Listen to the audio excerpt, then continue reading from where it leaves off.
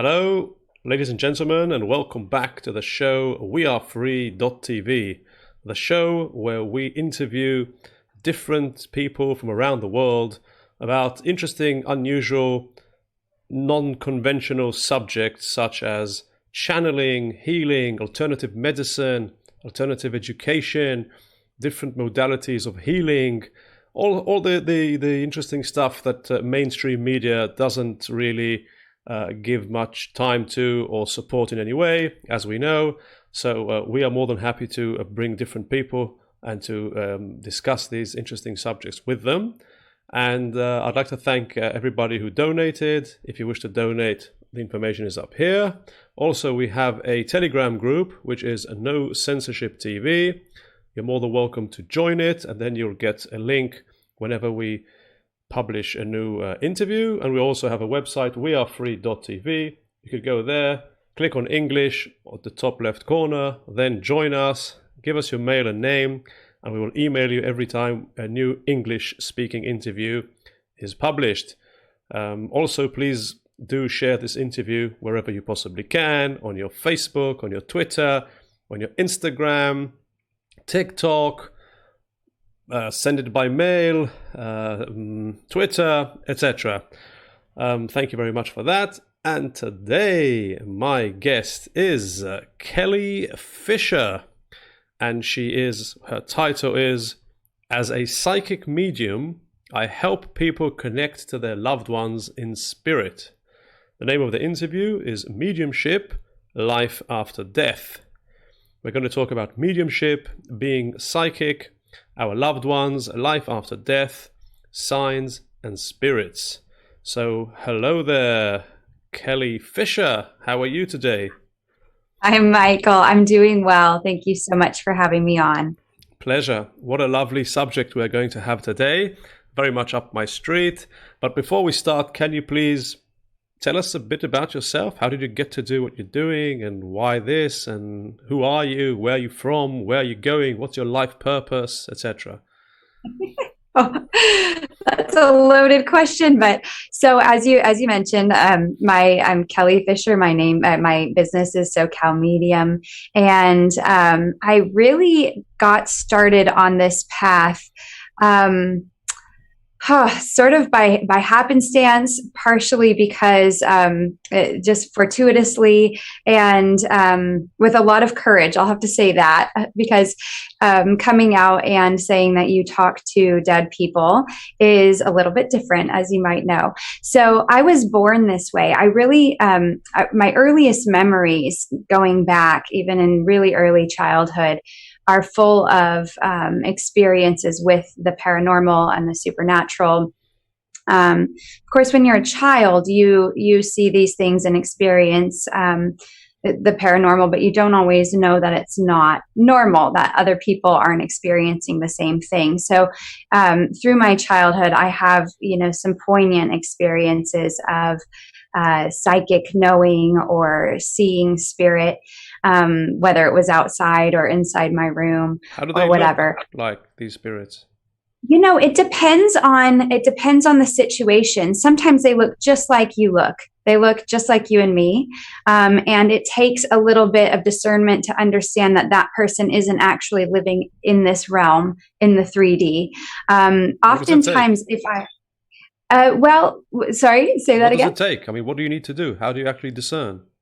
What I've realized is when you see spirit and they look just like you and me, there is an element of being out of place. So I'll give you an example. I grew up in Texas largely, and I was going to school outside of Dallas, but I lived a while away. So I was driving on a 2-lane highway, and there's nothing but horse pastures for miles and miles.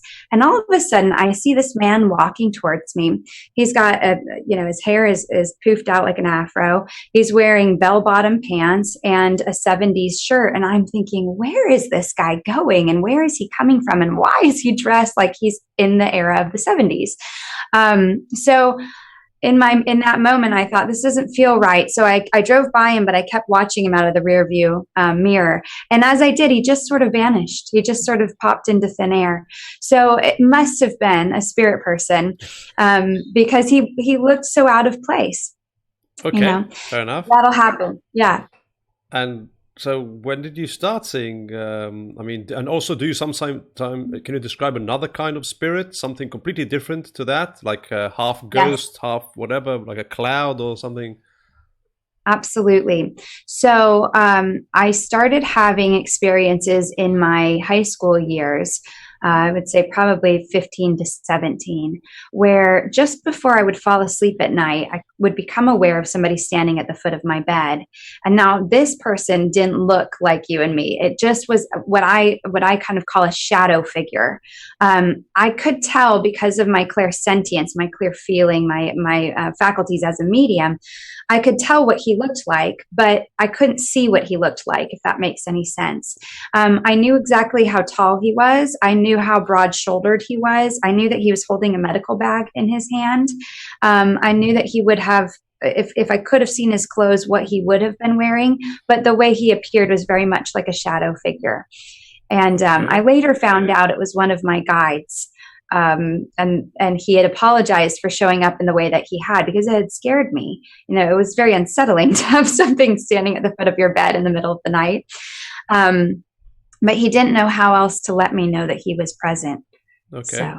So how did you start with all this? I mean, so what, you just saw this guy on the road, with the 70s look, and then you saw your guide with the medical bag by the bed. But when did you realize that you're actually seeing dead people? Well, I knew that there was something different about me from an early age, but then there was a period of time where I kind of put it in a box and tried to shove it away. Although I've always been fascinated and interested in the paranormal, the supernatural, ghosts, angels, very strong connection to source, to God, for me throughout my life, because I just needed that spiritual cup to be filled. But I didn't realize that, being a medium was a thing really until the shows started coming out. The show Medium here in the United States. I don't know if it reached international TVs, but it was about a woman who solves cases.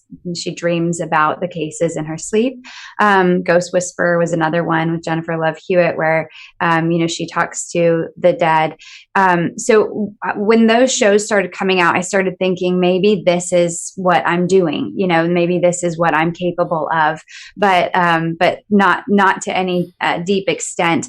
And then it was probably about now 14, 15 years ago, where I started to have spirit people, rather than just sort of see them here and there, they started to come communicate with me. And it was with a high level of frequency to which I couldn't ignore. So, if I were in an elevator with a group of people, then I would start to become aware of their loved ones in spirit. Yes. So anytime I was in a space in the public with other people, not any time, I'm going to rephrase that. Some of the time that I was out, I would start to have these experiences. I remember one where we were living in Florida, and I was out on the beach, and I was just having some quiet time, some alone time. And all of a sudden I had this woman come to me in spirit, and she said, "Look over there."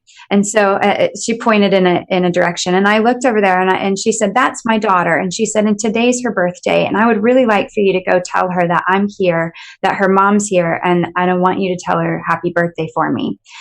And I didn't do it because I thought, I might be going crazy. I don't know who you are. I don't know who that woman is. I don't know if I'm going to be right with the information. So I just held it to myself. Then I think the spirit world really ramped up and said, "Listen, she can hear us. Let's just make her understand, that this is all real." So then it started to happen with more and more frequency. When I did finally share it, I was actually in the middle of a massage. And the massage therapist's grandmother had come to me, and she was so pushy, very kind, but very pushy. And she would not let it go. And I said, I'm just so sorry. I'm not going to share this information because I don't know your granddaughter and I don't want to make her uncomfortable. And she said, no, you really have to do this. So I had to stop. I was so tense. I had to stop. I had to say, I'm so sorry. Your grandmother's here and she's got messages for you. And so I shared them all. And the way it changed her in that moment, the way it changed her life and her outlook, I believe she'd lost a baby to miscarriage. And the grandmother kept saying, I've got your baby here safely with me. And it just took such a load off of her that I thought, there's something to this. I'm going to pursue this a little bit further. And how did you do that? So my aunt is a sort of a well-known channel, mostly in Europe. And so I went to her first and I said, I'm having these experiences, what's going on? And she knew of mediumship. And she said, I really think that you're a medium. And if you want to express that, if your soul's come to express that and you want to explore it more deeply, let me open up my following to you, my database to you, and you can read for these people, and you'll do it for free, and you can do it by phone. At the time, Zoom wasn't really out, and they're really open-minded and kind, and it'll be a really nice sort of training ground for you. So I started to do that, and people were lining up. I couldn't get them all in, so but I was shocked at the details that would come through and how specific they were. And I would, names and the way people would pass and, the fact that somebody had a key collection of all kinds of different keys and just these really interesting details that were right. And I'd had absolutely no training. So I was sort of a natural medium without any of the refinement. So how does it work? So, I mean, somebody comes to you, let's say not a patient, but a customer, a client, and he sits down, and then you say, what do you want to do? And then he says to you, well, I want you to get my father, who's been dead for, 20 years, and I wanted to ask him a few questions, and then you go and get the father? No. So I don't want to know anything about anybody when they come to my office, or when I meet with them over the phone or Zoom. The less I know, the better it is for me, because then I have a blank slate, clean palette. And all I do is I just explain to them kind of what to expect so that it puts them at ease. We don't know, but that nothing is going to pick up and fly around the room. My head doesn't spin around on my shoulders. My eyes don't glow red. People tend to kind of go Hollywood with this sort of stuff. Yeah. And what the reality of it is that it all comes in love. Everything is out of love. So the people on the other side who've passed from their physical bodies who still love us, that the love brings their communication through. So I allow them to line up. I don't allow them. I can't control it. They line up the way that they want to line up on the other side. So if dad comes through first, that's wonderful. But it's not always the case. Sometimes the kid who they knew who died in high school, 30 years ago is the first one to come through, and then grandmother, and then father. So I don't want to know who they're asking for. I want the spirit world to meet the highest need that they've come in with on that day. That's not the first time I hear this. I've been interviewing many mediums. Even the other day I interviewed an interesting medium in Israel. It was in Hebrew, and they all say the same thing. They say, we never summon the spirits, ever. We just wait, right. And whoever comes gives us messages, and we just deliver the message, and that's it.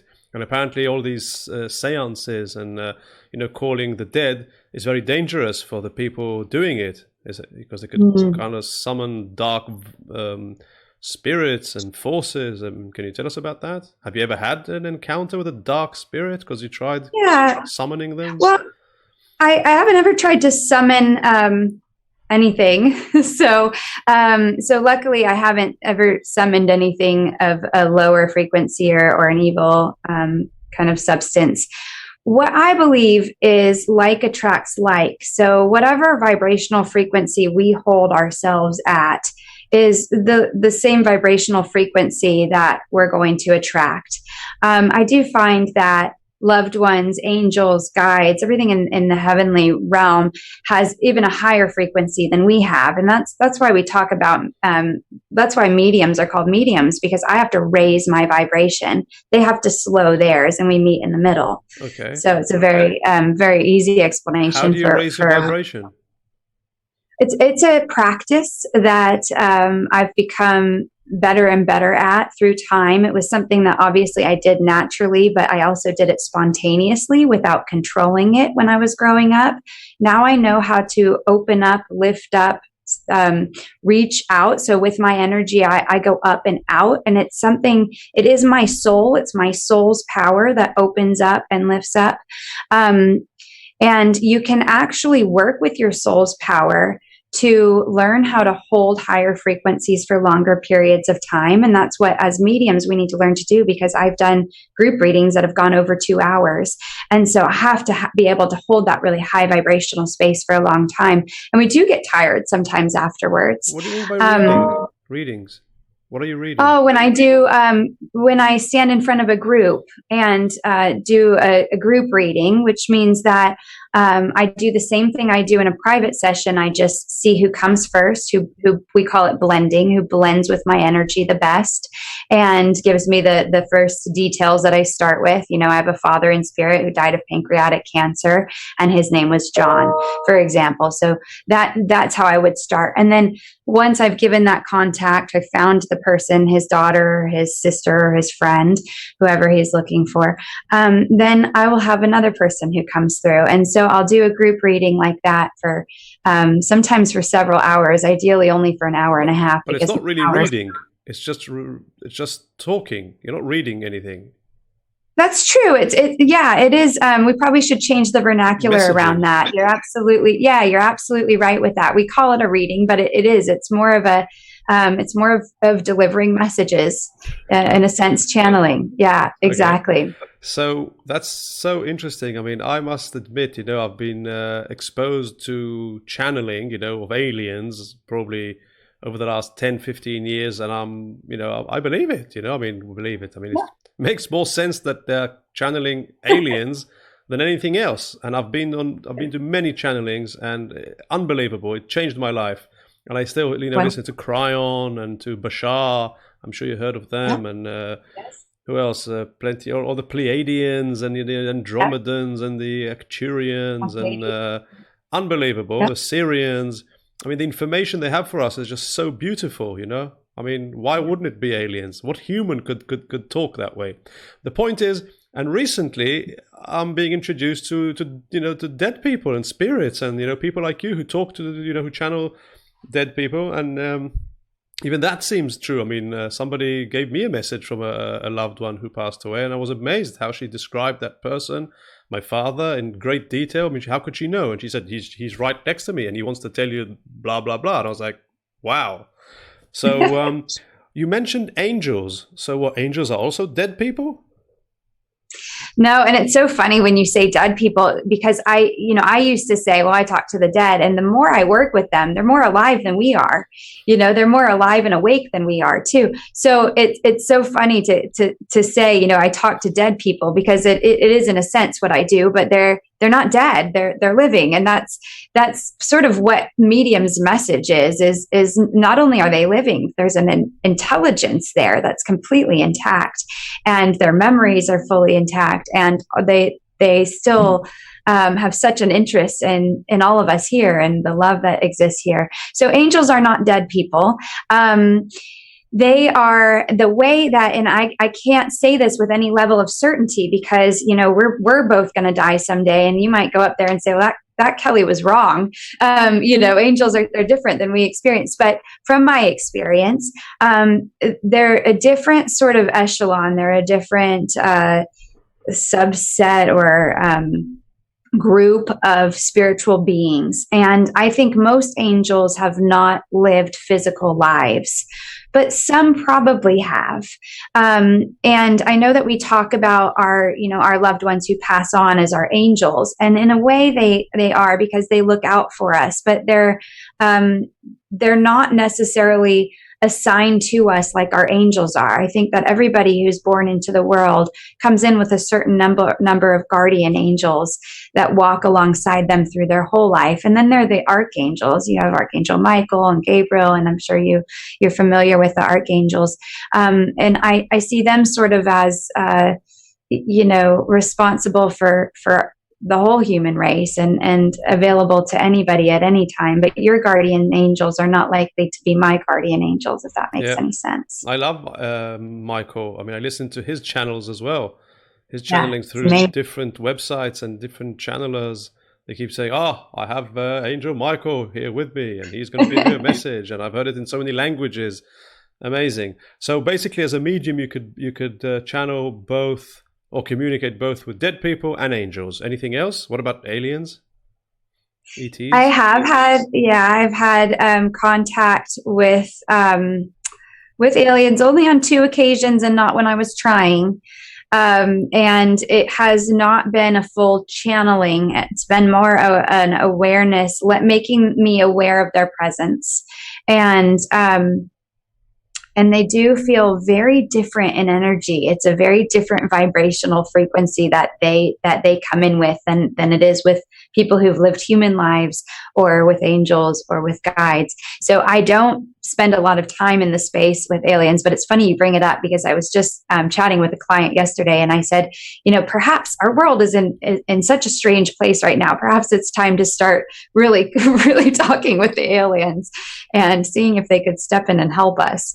So Yes. Well, they want us to help ourselves. That's at least what they're yeah, saying. I know And that. what is the difference between a psychic and a medium? I mean, can you be Yeah. both? Yes, you can. So we say in the world of mediumship that all mediums are psychics, but not all psychics are mediums. And they're really two different levels that we work on. And in the context of a session with somebody, I might work with them psychically and mediumistically, and sort of flow through both What of is those. what is a psychic? So let's start. What is? So Let's say I don't know what a psychic is. So let's start there. So the word psychic is rooted in Greek, and it means the soul. So it's soul to soul communication. It's my soul communicating with your soul. And I explain it like my soul opens up, gives your soul a big hug. And in doing so, I understand where you've been, where you are, and where you may be going. Now, that said, as a psychic, I don't know everything about everybody. I don't want to. It would be overwhelming. But I can understand some about where you are, whatever pertinent information in that moment touches the need that that person has come in with, so that I can get them from point A to point B, or provide them clarity around a situation. So I could probably tune into you and tell you how your furniture is arranged in one of your bedrooms. That's psychic work, but it's not going to help you really, right? Okay. So more understanding you at a soul level. What's your purpose? What have you come into this world to do? Where are your strengths? Where are your weaknesses, or areas that you need to work on? Where have you been hurt in the past, and how have you healed through that? That kind of information is what I'm most interested in psychically. So can we And test that out right now? Can you try it on me? we could try. Yeah, I mean, I'm not really in the space for a reading. I'm more kind of in the cerebral, logical space for an interview. But yeah, I'm happy to give it a shot. Sometimes when I work psychically with people, I will take a moment to kind of open up, close my eyes, and open up to their energy. And often will become aware of colors. Because have you seen pictures of people with their auric field? Yes, And I all had of the my colors aura that they taken. Yeah, wonderful. So I see that, but as I'm looking at you right now, I don't see your aura around you, but I can see it in my third eye center, and I can feel the colors and how they come together, how they might be breaking apart, what your core colors are, and those speak to me about your talents, your gifts, your interests, and what you might be going through, or what you might have come through. So I'd be happy to look at your colors. Say it. I don't Okay. mind. So, okay. Well, I've give me nothing to just a hide. moment. Good. Well, I'm just in I just need to get myself in a space really quickly, because I was not looking into your space there. So,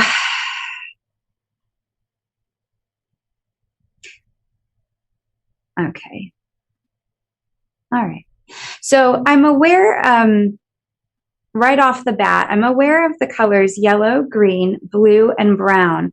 And the way that they're playing is interesting. So I know that I'm aware of blue at your core. So I would venture to say that the core color of your soul is going to be blue.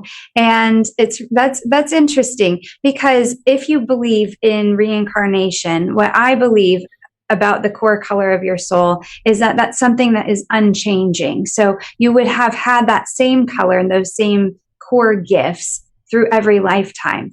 But the colors that are at play on the outside are what's changing and making, either reflecting the experience that you're having now, or driving you into an experience that you're going towards. So the yellow it's a couple of things for me. It's going to talk about the wisdom of your soul. So you do have a wise soul here you've come in with. It would be something that you should be able to relate to earlier on in your life, that even as a young man or as a child, that there was a certain level of maturity or wisdom that you might have had that would have been over and above maybe the next to change over time. This is not something that's going to stay stagnant in the constitution of your soul. But the yellow is really speaking to me about the movement that's happening in your life, the changes that are taking place. Sometimes yellow can talk about an actual reorganization of your physical space. So when people are remodeling their home, or they're undertaking a big organizational project. But for me, in this, with this yellow, feel from you, there's more of a reorganization in the space of how you go about your days and weeks and months, and where your priorities lie in terms of where you're spending your time. And that's important, and it looks like it is actually moving in a positive direction. So it's positively expressed in the color. So there would be an encouragement from your spirit teams here that you're doing well in this, and continue on, because it's still in movement. So you're still trying to situate what's most important and how you prioritize, and especially as you grow, because I do feel like you're growing within the space of your career and your business. And so as you grow, how do you reorganize so that you can stay present, stay mindful, stay happy, and put a lot of attention and intention into people that matter around you as well. So the green is like I said, it's sort of, I see it almost hugging the blue of the core of your soul. And that is the color of service for me. It's a color of growth, but it's also the color of service. And I know that for you to be fulfilled in the space of career or in your relationships, that you need to feel as if you are helping people, that you are serving people, that you're serving a greater good there. So that you could go in and do medical device sales if you wanted to for work, but I don't feel it would fulfill your soul. So it's always important, whatever you're doing, that you're in some sort of service to others. That's very important for you. The blue speaks to me about so many different things. Communication, which obviously I could glean from just you doing these interviews. But blue is the color of communication. It's often associated with the throat chakra and speaking your truth, living in your authenticity, which obviously you're doing very well, and you're doing it with courage. So it's not a surprise to me that I see the blue there, and that you're expressing it in this way, because it's allowing you to speak your truth, to live your truth, and to let others speak their truth in a supported way. Interestingly, it's rare for me to see blue at the core of somebody's soul if they're not mediumistic themselves.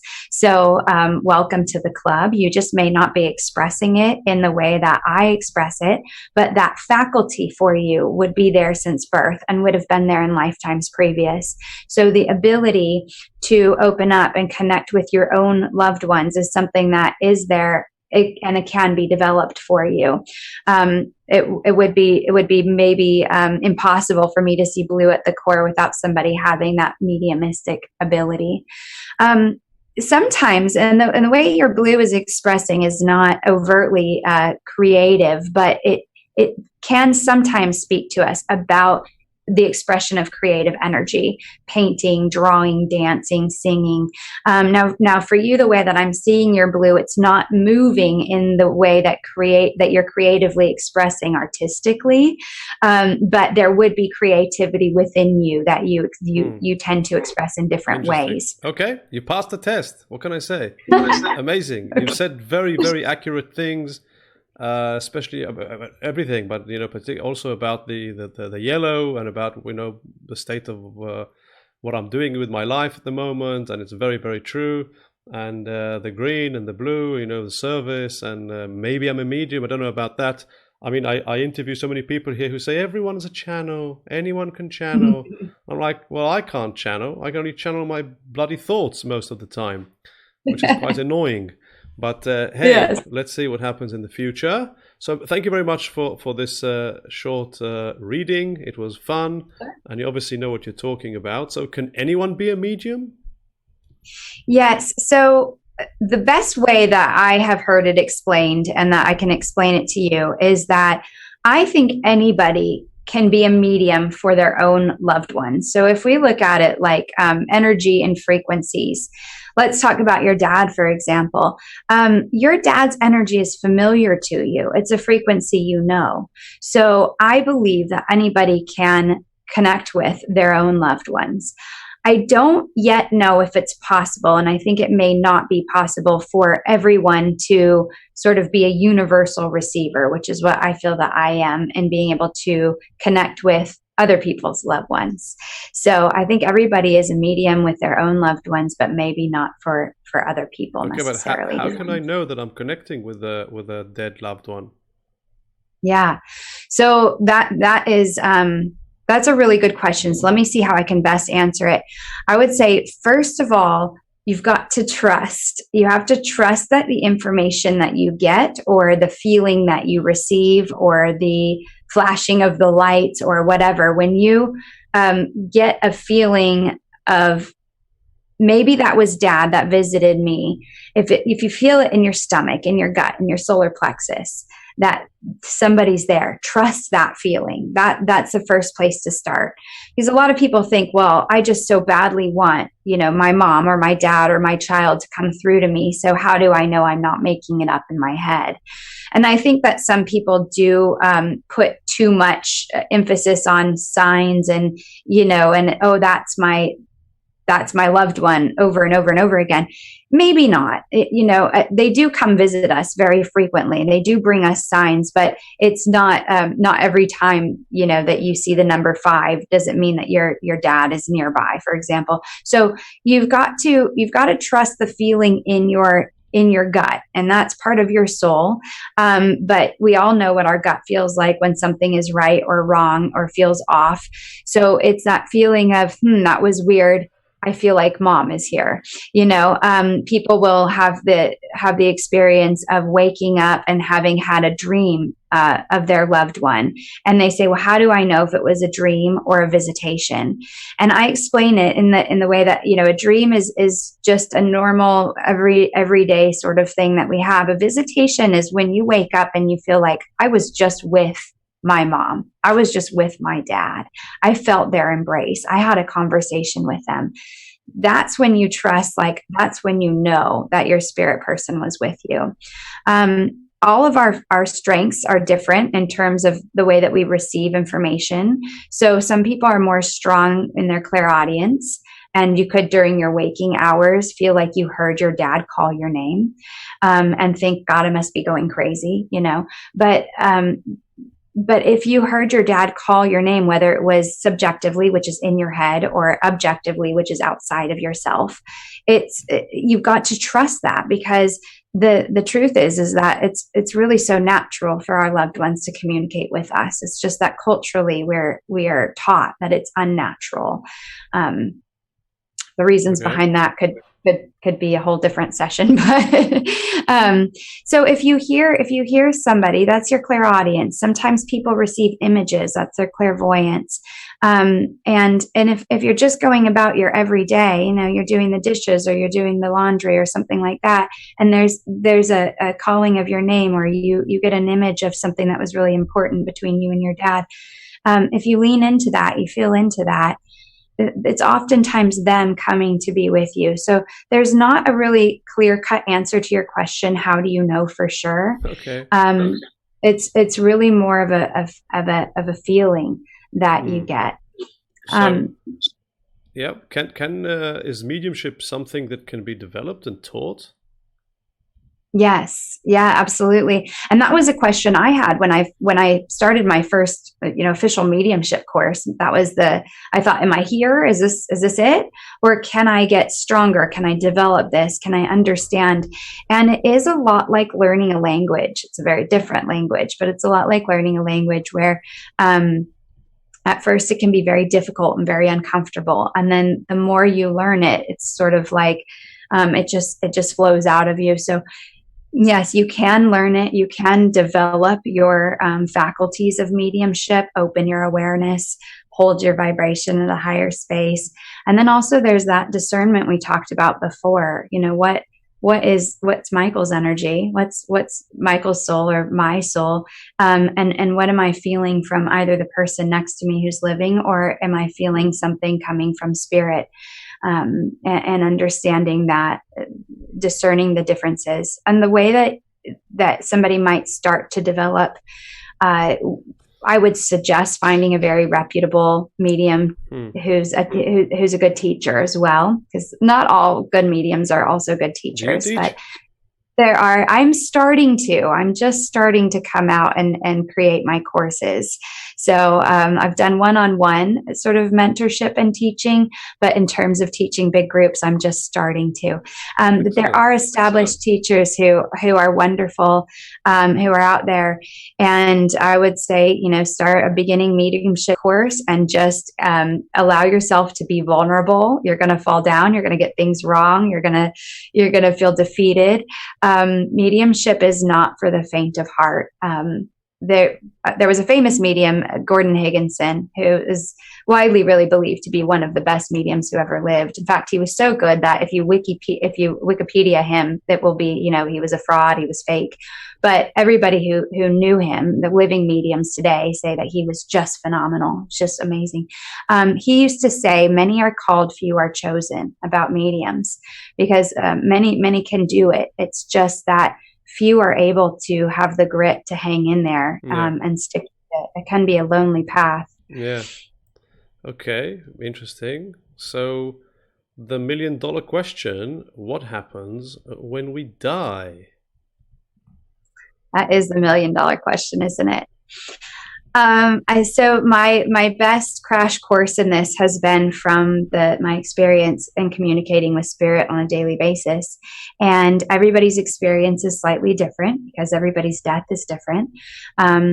Many, many, many times I have people say, it was just like going to sleep. I just closed my eyes and I passed from this world into the arms of my loved ones in the other world. And they live another life over there. So they pass peacefully, oftentimes from this world to the next.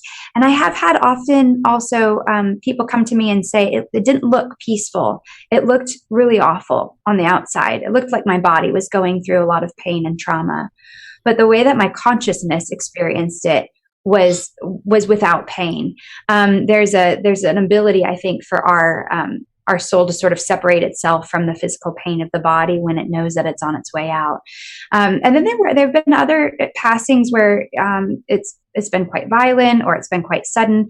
And people will say, there was a moment where I left my body and I knew that I was dead because I could see my physical body.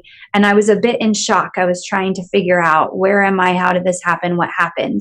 But then they've got their helpers who come, their guides, their angels, their loved ones who help to guide them into the next world, into the spirit world, into heaven. And where they are there on the other side, and I call it the spirit world, but it can be interchangeable with heaven. Or hell? It is. Well, that might be where we are now. But with heaven, it's it is such a high vibrational space that they remember fear, they remember pain, but they cannot feel it, they cannot carry it. So they come from such a high space of love and joy and happiness. And so when they come to communicate with their loved ones, what they want to do is they want to impart that joy, that happiness, remove the grief, the stress, the anxiety, the pain that people carry here. So Okay. It's a beautiful place on the other side. Not afraid to go there.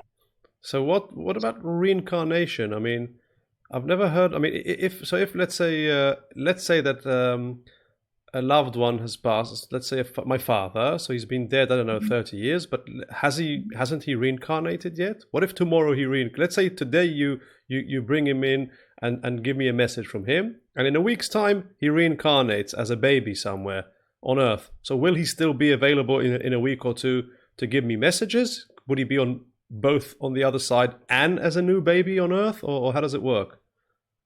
It might be quite pretentious for me to know the answer for sure, because I have to say I don't know for sure. But what I have experienced is I have not yet found a spirit who's unavailable because they've reincarnated into another life. So I do believe that we travel in soul families, and your dad would be a part of your soul family. And what I can glean so far is I think that our soul families wait for us to get to the other side. And then we all kind of powwow and say like, okay, that was fun, or, oh, that was awful. Are we going to do it again? And if we come back again, what roles are we going to play? Maybe next time you'll be his dad, or perhaps you're going to live a life as a female and become his wife. And, just we all play these different roles as souls to help each other evolve. So they wait for us before they reincarnate? I believe that they do, but I know that it's possible that people have reincarnated within, 7 years, 10 years. There have been some pretty fascinating stories and evidence to suggest that reincarnation could happen. So your dad could have reincarnated, but I really, knock on wood, I've yet to have a session with somebody where I say, your dad is just not available. He's just not here. Sometimes it's more difficult for me to bring them through in full color and detail, but I can still feel them there. And this is also this whole other, sort of part about whether or not our souls are confined just to our bodies. There's our higher self and maybe parallel lifetimes, parallel universes. So it could be, right? Because I think everything is possible, but it could be that maybe your dad's reincarnated as a baby somewhere else. And also part of his soul maintains and retains the memories that he had with you. And he's able to communicate, although he's living a life physically. So that kind of gets into a different space of, you know how people say, no one's come back from the dead to tell us, so I don't believe in life after death because no one ever came back to tell the story. But obviously they did. They do all the time. Yeah. There's every day I'm like, how in the world would I know that if there wasn't an intelligent being communicating it to me? Yeah. So speaking of messages, what message do you feel spirits are most often trying to communicate? The overwhelming message that I get from spirit is love. I know it sounds cliche, but it is such a powerful vibration and a powerful feeling and emotion, and it's what drives us. It's what connects us all, and I believe it's what makes up the God source. Great Spirit God is love, pure love. So that they always want to share their love with us, even if they've been even if it was an abusive father or somebody who wasn't kind in life. There is still that love there at their core. So that's most often what comes through. We also get messages of, thank you. We have a lot of gratitude. Thank you for dropping everything and caring for me and holding my hand, even though losing me was the scariest thing you ever did.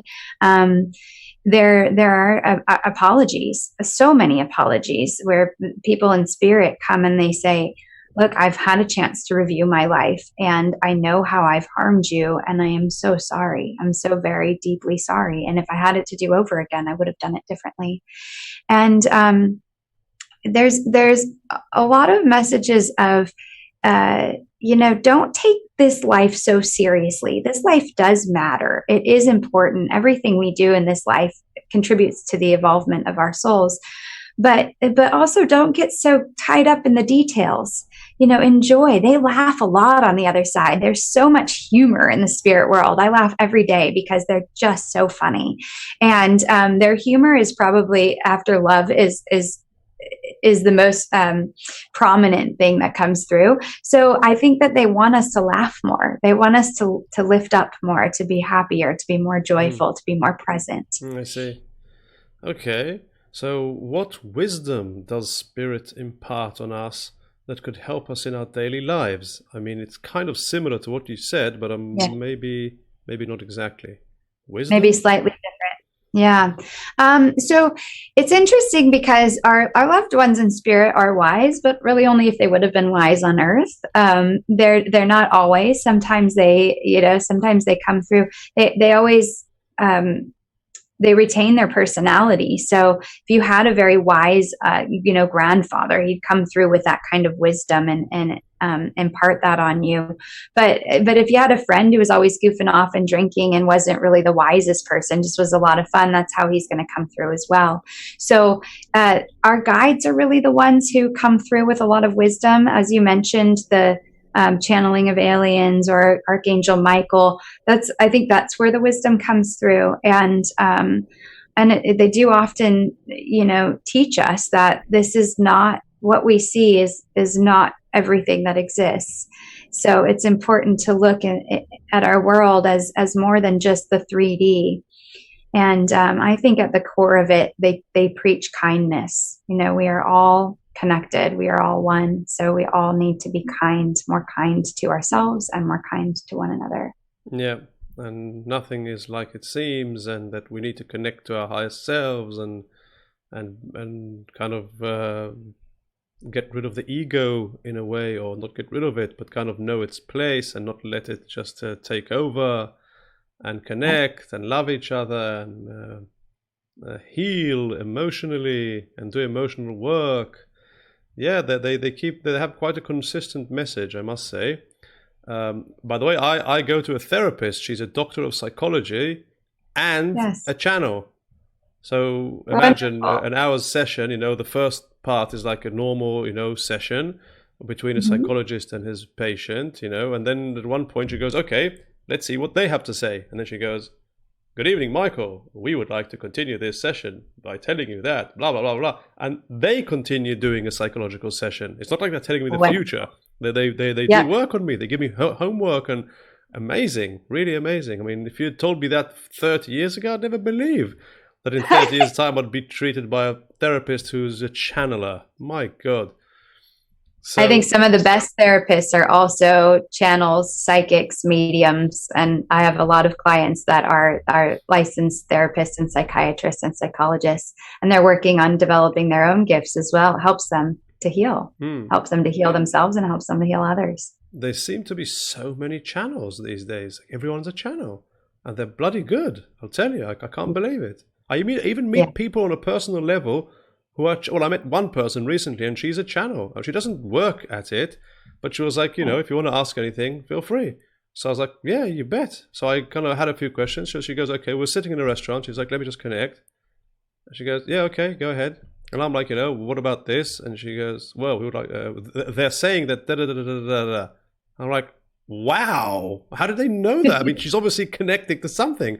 Like, I asked about a certain person I work with. So they described that person, his character, the nature of our dealings, in business, what our past, what we're now facing, and what they suggest I do. Unbelievable. Just a person. Isn't that wonderful? Yeah. Yeah. We are all psychic. You asked if we were all mediums, and we answered that question, but we are all psychic. And that energy, it could be that she's channeling an entity who's telling her that, or it could be that she used her psychic faculties to tune into the energy of the person that you work with, and then she can find out, all kinds of circumstances around him, and around what's going on in your life, in your dealings with him. So that's wonderful. And I think that the more that we can surrender. So surrender kind of means step out of the way, let our ego step out of the way, surrender to the information that comes through, and just become a clear channel, if you will, for the information that comes through. Then everybody can do it. And the more people doing it, the higher our vibration as a human race, and the more love and kindness and everything. So that's absolutely wonderful. I'm so glad you've had that experience. Thanks. Yeah. So about them waiting for us, I mean, so let's say a husband and wife, live to an old age. The husband dies, and then the woman goes on living, and then 10 years later she dies. So he waits for her, and then she joins him. But then they have 3 kids. So one kid died in a car crash, God forbid. So he joined them, and 2 other kids kept on living to an old age, and then they die. But they are married to women. So this keep joining them goes on forever and ever. When does it end? You can't say, okay, we've now all joined each other and we can now do something. Right, exactly. No, it's a good point. That how long are you going to wait? Are you going to wait for your great grandchildren, or are you going to come back and be a child of one of your great grandchildren? How does all that work? I don't know exactly, but I do really feel quite strongly about the fact that if you lose your spouse who you've been married to for a long time, and I see widows all the time, who are just devastated, and they don't know how to move forward without that person, that husband or wife is going to wait for their significant other to come over, because there is that beautiful reunion that will take place. And so many times, to answer your question, so many times I have parents step in and they say, we've got our grown child here in spirit with us. He's here with us. He's safe. It's okay. And other children may be living on the earth. So we may come to a point where part of the soul family goes, reincarnates, comes back to earth. And then there's a second wave of them as well. So I don't know the order of it all. And I do think that sometimes people choose not to reincarnate. Yeah. I mean, I'm not sure I want to do it again, You don't want to come back to hell? Somebody's really just going to have to convince me. My mom and I joke that, we pull each other in each time. She's like, I'm done. I'm over it. You're not going to pull me back in this time. But clearly she was the one who invited me in, because she came first. So, this whole idea of reincarnation, I do believe, at the core of it, that our souls are on a journey to evolve and to reach some sort of point of enlightenment. And to do that, we take physical form. And I think that the earth school is what I call it. The earth school is probably the hardest school to be in. If there's a harder one, I don't want to go, to quite honestly. But I do think that we probably could experience lifetimes on other planets and other realms in different physical forms. Our soul is eternal, so it's got quite a journey to go on. And sometimes people reach that level of enlightenment and they choose to come back in physical form to help. So we do have those light workers and helpers that are here with us now as well. So, okay. Yeah. What about those who are stuck? I heard that some souls are stuck. They can't pass, can't continue to the other side, and they're kind of stuck in between, and they become ghosts, and then you need to somebody like you has to come and do like a closure ceremony or something to release them, because maybe the wife is still crying and holding on, or the children are kind of blaming the father for something and not letting him go, or not forgiving him. You know what I mean? Yes. Yeah. I mean, the worst thing I could say is I don't know for sure, but I'm going to have to say that again, because I don't know for sure. I can tell you about my experience. Spiritual, a lot of mediums are spiritualists, and spiritualists don't officially believe in ghosts. They don't believe that souls can get stuck. I'm not fully a spiritualist. I do sometimes go to spiritualist services, but I have experienced what I would call a ghost. I've experienced several different, times where it seems as if some sort of energy is just remaining in one place. And this was actually don't know if we have time for a story, but Yeah. I'll try to make it short. This was a man who was in spirit, who was across the street from me and in my neighbor's house. And I remember when I first moved in, I didn't know them at all. So I saw this man standing in the window, looked just like, just like an older version of you, really. And I thought, oh, I wonder if that's their father, just maybe staying with them for a visit. But there wasn't a car in front of the house. They'd gone off to work. So I didn't think much of it. And then a couple weeks later, I was pulling in front of the house again. I was with my husband. We'd come back from the grocery store and we were unloading groceries. And I said, can you look up in that window across the street? And he said, yeah. And I said, do you see that man standing there? And he said, no. So I thought, okay, well, now we know it's not a real person living in the 3D world. This is certainly a spirit.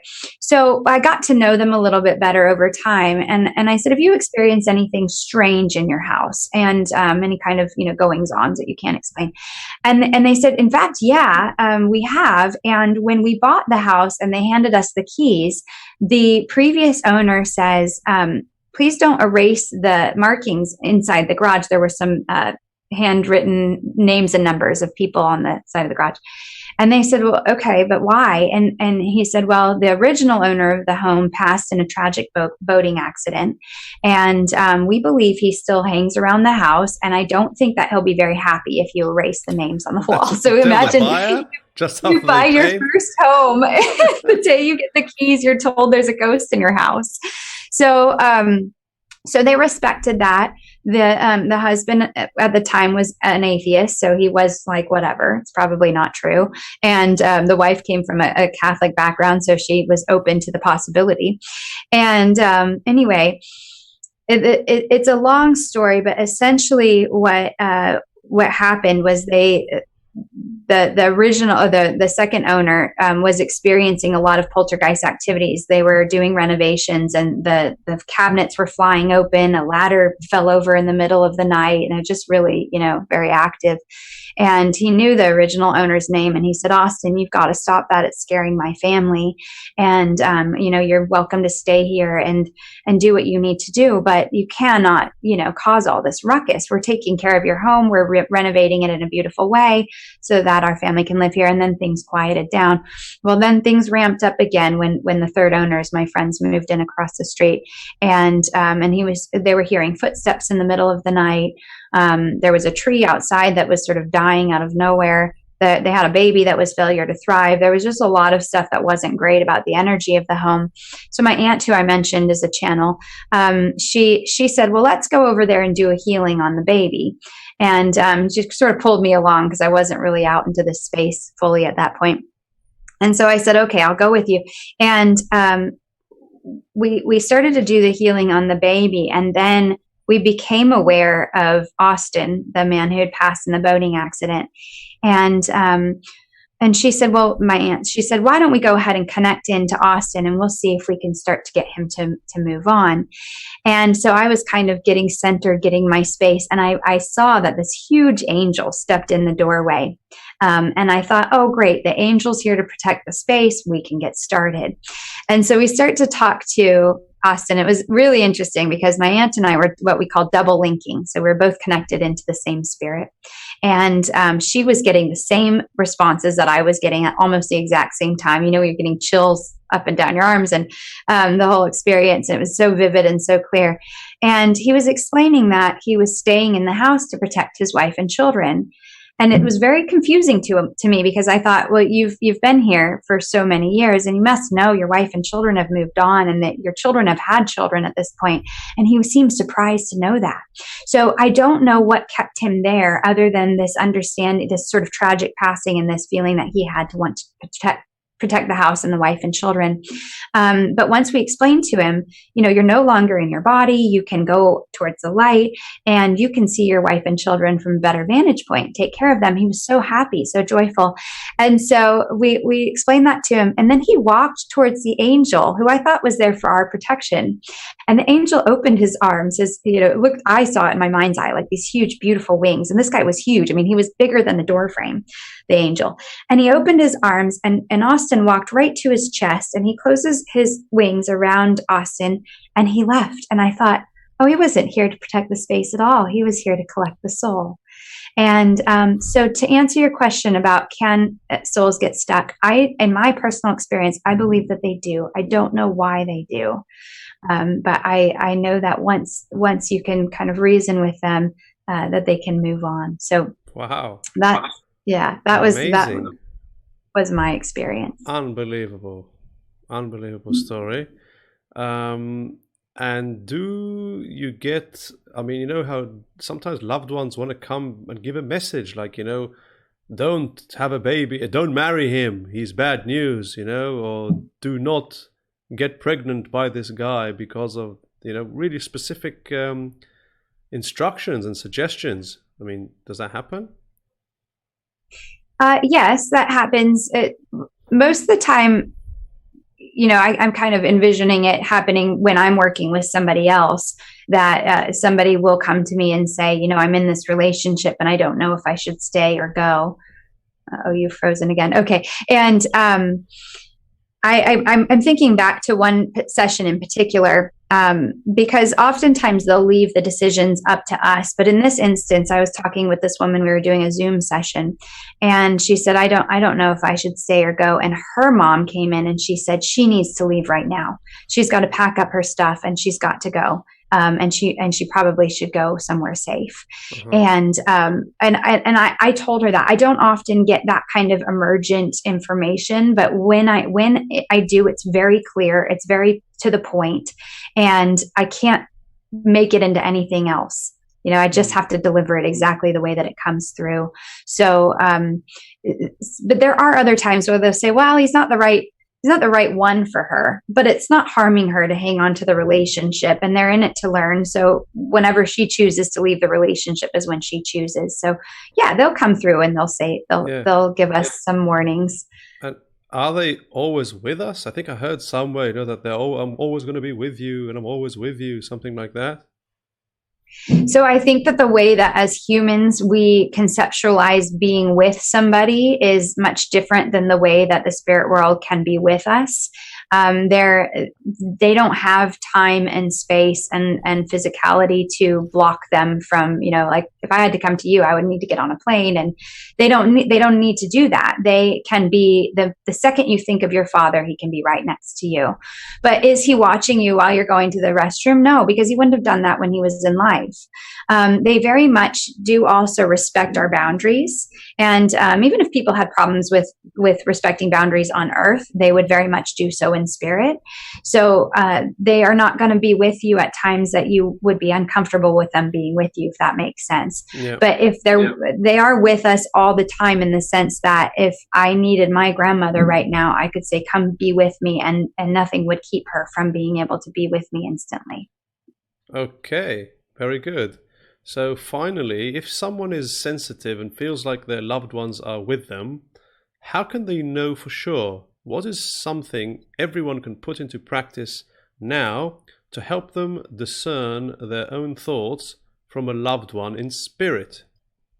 We did kind of mention it, but I just want to make sure you completely cover this. That's a really, yeah. So let me see if I can. We talk about setting a sign. And this is going to be, it's not going to directly answer your question about discerning thoughts, but I do find that sometimes people are so deep in their grief that, let me just work through this for a minute. Sometimes when people are so deep in their grief, we sort of cocoon in to protect our energy, to protect ourselves. And when you're looking for mediumistic communication, we need to be out. We need to have our antennas open. And that often is impossible for people who are in deep grief. So what I'll teach them to do is set a sign. Sometimes people know what sign resonates with them from their loved one. So my grandfather loved hummingbirds with the red neck. He used to call him Rufus. And so if I see a hummingbird with a red neck that comes and buzzes in front of my face, I know that's my grandfather. But other people don't necessarily know what to assign to somebody. So they can say, okay, when you're around, you know, drop white feathers in my path, or give me black feathers, or show me a butterfly that comes and lands right in front of me. And, you know, the spirit world they're so intelligent, and they're very resourceful. So if you say, give me, I did this one time. I was sort of testing them. I said, listen, I need a yes or no answer. And if it's a yes, give me 3 electric blue butterflies, which I live in San Diego, California. They are not native to San Diego. They're native to Costa Rica, actually. And I said, and if it's a no, and I can't remember my no sign. And I kind of was chuckling to myself, like, let's see what you can do, you know? And I probably shouldn't have tested them the way that I did. But I was, at the time, I was selling insurance, and I was on my way to this guy's house to present a policy to him. And I go in, and he's a bit of a hoarder. There was a lot stacked on the table, and kind of cleared a little spot for me. And then he said, please excuse me, I'm going to use the restroom, and I'll come back. And so I'm kind of clearing a space to put my paperwork down. And as I do, I see this box underneath a stack of paper right in front of me. And on the side of the box, I could only see the side, there were the electric blue butterflies on the side. So when he came back, I said, do you mind if I ask what's in this box? And he said, oh, sure. We just got back from Costa Rica. And he pulls out the box, and there, pinned right in front of my face, are 2 electric blue butterfly. I can't make this stuff up. And so in my skeptical, because I'm sort of an open-minded skeptic, in my mind, I said, oh, that's great, spirit world, but where's the 3rd? And in that moment that I sent that thought up, he said, and look at the one in the window. And there was a stained glass electric blue butterfly. And he told me the name of them. And he said, these are my wife's favorite butterflies. How could I have known that, that would have happened? And the spirit world knows what you're going to ask. And that was my yes. So when I say that, I'm trying to just open your mind that if you set a sign that it needs to be an electric blue butterfly, doesn't have to be a live one fluttering through your face or by your face. It can be, the one that's pinned at the person's house that you showed up to. So set the sign. Tell your loved one, okay, Dad, I need the electric blue butterfly anytime that you're around me, anytime that you want to say hello to me. If people were numbers people, sometimes, people have engineers in spirit or mathematicians, let them come through in numbers, 777, 1111, 555, and then just stay open. You're not looking for it everywhere. You're not picking up your phone when you know it's 555 to get the message. It's when the car pulls in front of you down the highway, and it's like, their license plate is WX5555, or more. It's when you get the bill in the mail, that's 555 and 55 cents. It's that kind of when those numbers find you. If you look at owls or sparrows or, whatever, depending on where you live in the world, we have a lot of hawks here in San Diego. So it's the hawk that sits on your deck and then circles in front of your face.